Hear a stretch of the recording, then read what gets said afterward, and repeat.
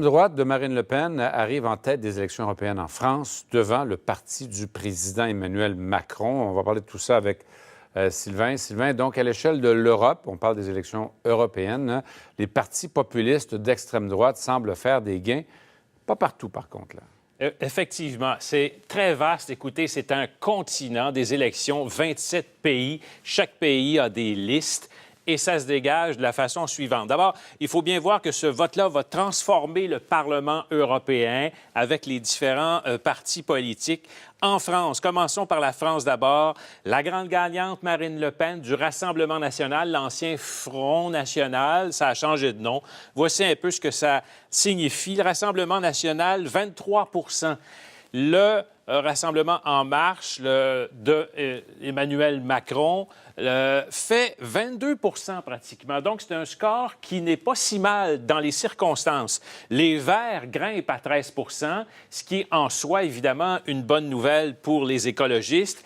Mais reste qu'il y a un parti maintenant en tête en France et c'est le Rassemblement national de Marine Le Pen. Et ça, évidemment, ça va brasser les choses. Ce n'est pas la même chose qu'au plan national. On parle de l'Europe, évidemment. Emmanuel Macron reste le président de la France, mais il y aura des candidats du Rassemblement national en plus grand nombre qui vont siéger donc au Parlement européen. C'est ce que ça signifie.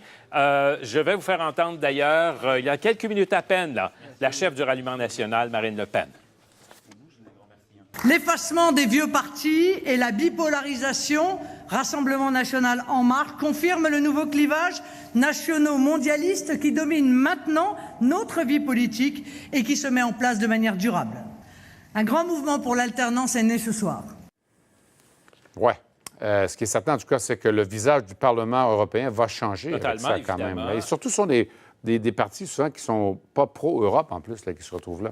Bien, c'est ça. Il y a des gains, assurément, de l'extrême droite, des partis populistes, mais aussi des Verts. Vous voyez les Verts, par exemple, en Allemagne, des gains importants également. Alors, il n'y aura plus cette coalition entre les conservateurs pro-Europe et les socialistes ou les sociaux-démocrates qui vont former. Il y aura d'autres petits partis. Vous avez Nigel Farage, là, extrême droite, ou enfin pro-Brexit, là, vraiment. Va amener plus de joueurs au Parlement, évidemment, européen.